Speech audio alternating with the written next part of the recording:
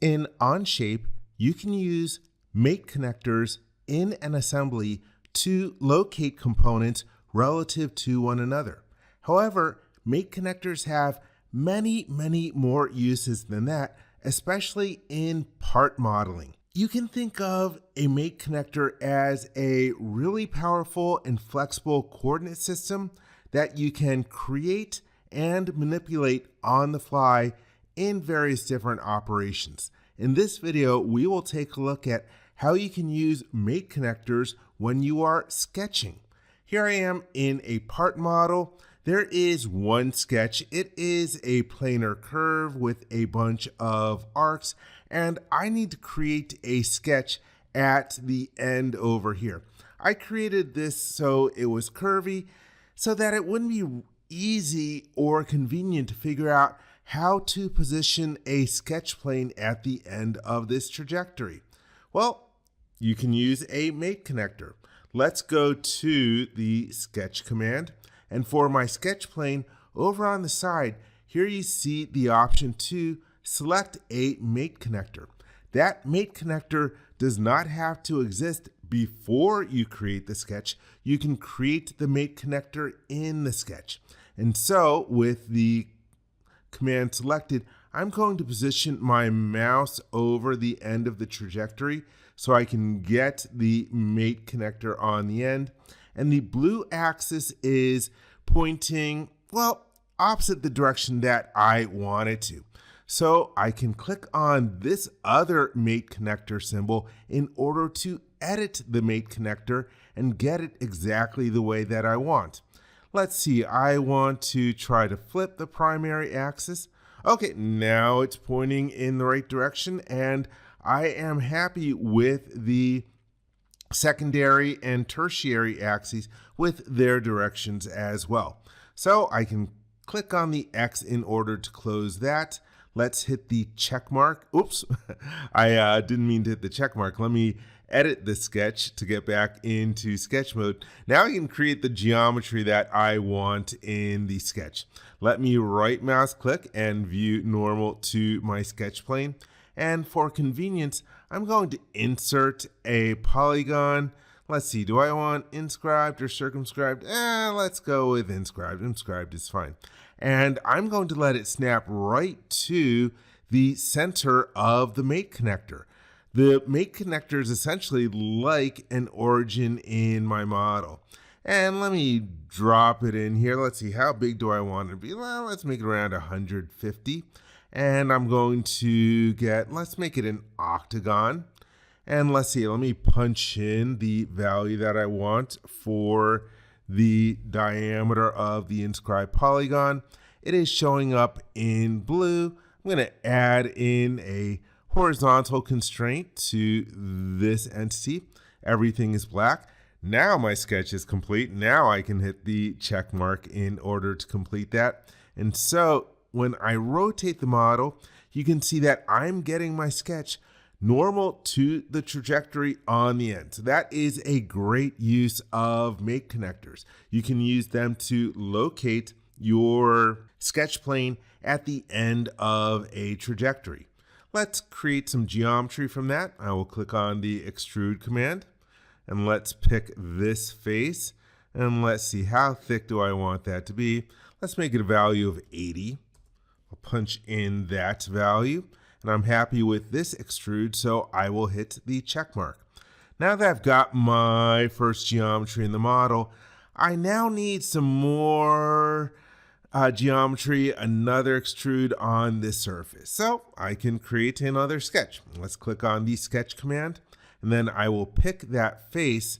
But if you take a look at the sketch plane, we can tell that it's angled oddly, and I don't see an origin. I want to be able to use the geometry from this sketch the way that I want. I wanted it to help orient the geometry that I'm sketching. So let me get rid of that face as the selection, and instead let's create a mate connector first.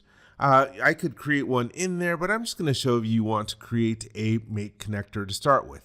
I will click on the mate connector command and I'll let it snap right to the center of that surface.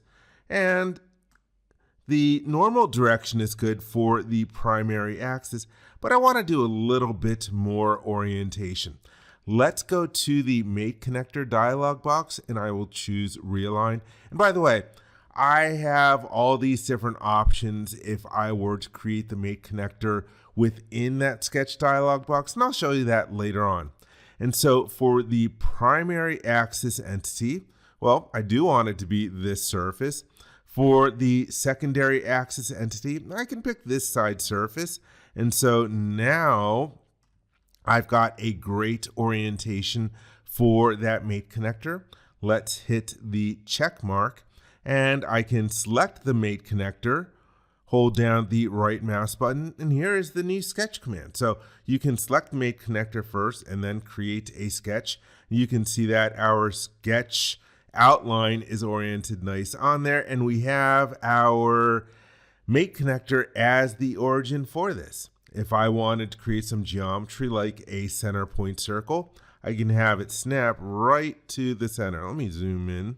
And so actually, let me hold down the right mouse button and view normal to the sketch. So I hope that you can see that I'm getting that square around the origin, so it's snapping right in there, and then I can drag it out to a distance. Unfortunately, I can't see with the blue on the blue, so I'll just drag it out and then punch in the value that I want for the diameter. Everything is in black. It is fully constrained, so this is great. And so in that way, I created a sketch using a Mate Connector. Now let's make some more geometry from this. Let's click on the extrude tool, and I will pick the sketch that I just made. Let me grab this and drag it out. Let me make it a big distance. Let's make it like 320. And so there we have a cylindrical surface, and I will hit the check mark. Now I want to create a sketch using that cylinder. Well, how am I going to do that? Well, you can probably guess that I'm going to use a Mate Connector. Let's go to the sketch command, and I will once again create a Mate Connector on the fly. Let's click on the Select Mate Connector command. Now we'll grab one of the implicit Mate Connectors and then click on that surface, and I don't have it oriented the way that I want it to be. And so once again, we can click on this icon to edit the Mate Connector. And let's see, how do I want to orient this? And I can choose, well, let me choose some of the stuff that I do have. Let's see, let me realign this. And I will use as the primary entity, let's use this big flat surface on the side. And then for my secondary entity, let me pick this. And I actually want it rotated, so let's do that as well. Here we have our different rotations, and I can see that the axis that I want to rotate this about is the red axis, so that is X. So let me change this drop-down list from rotate about Z to rotate about X.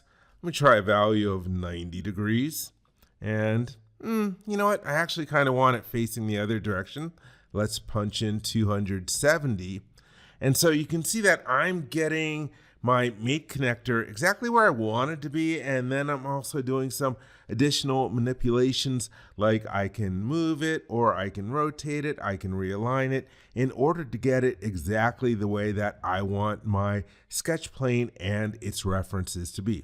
I'm happy with the manipulation. Let me close that dialog box, and this time I'm not going to hit the check mark. I'm going to finish my sketching first. Let me right mouse click and view normal to my sketch. And now I can use this as an entity for sketching. Let me create a line. I'm going to click on the line icon. Oh yeah, and by the way, this whole thing where I'm using the cylinder as a reference for sketching, I found this in a video that Onshape put out on using Mate Connectors. And so just be aware that Onshape has some great videos on YouTube for showing these different functions. I'm just basically doing a riff on it. Actually, this one I'm copying right off of what they have. And so I'm letting it snap into the center there, and you can see the dashed line. Hopefully that indicates that I am creating it in line with my origin for the sketch. And then I'm going to make the vertical line, and let's make it about yay big. And let me hit the escape key. And I want to throw in a symmetry constraint. So let me go into construction mode and hit the line tool, and then just let it snap right in here. And I'll make a horizontal line sort of, and hit the escape key. And to add symmetry in here, let's go to the symmetry constraint, and I'll pick that construction line that I created, and then one endpoint and the other endpoint.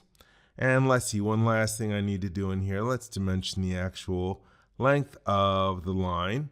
And we'll drag it out there, and let's use this. I don't know what value do I want to use. Let's use 120. And so that is good. I will hit the check mark. And so now I've got a sketch right there in the middle, and we can use this sketch for creating different holes. Let's go to the hole command. I'm not exactly using, well, yeah, I am using sketches. Holes do use sketches.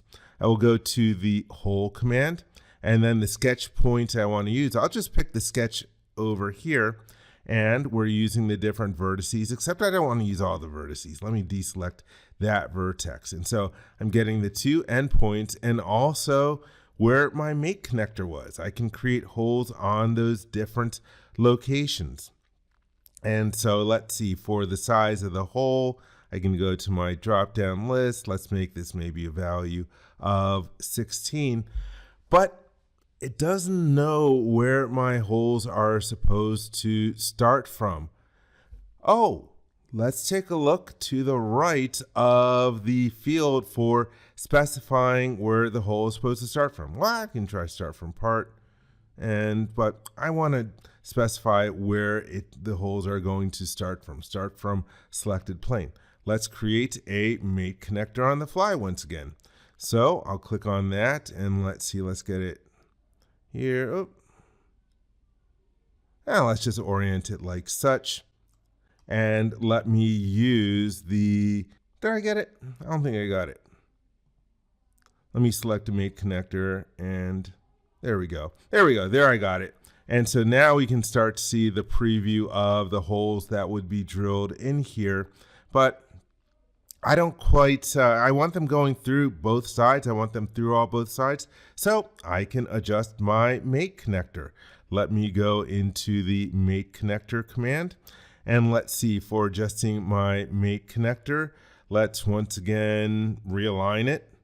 I'll realign and rotate. That's a nice little cheat of getting it the way that I want. For the secondary entity, let me pick this surface. And let's see, for rotating it, I think I want to rotate about red again. So let's try that. Let's rotate about X. And let's try rotating 90 degrees. And so, yep, Z is pointing in the right direction.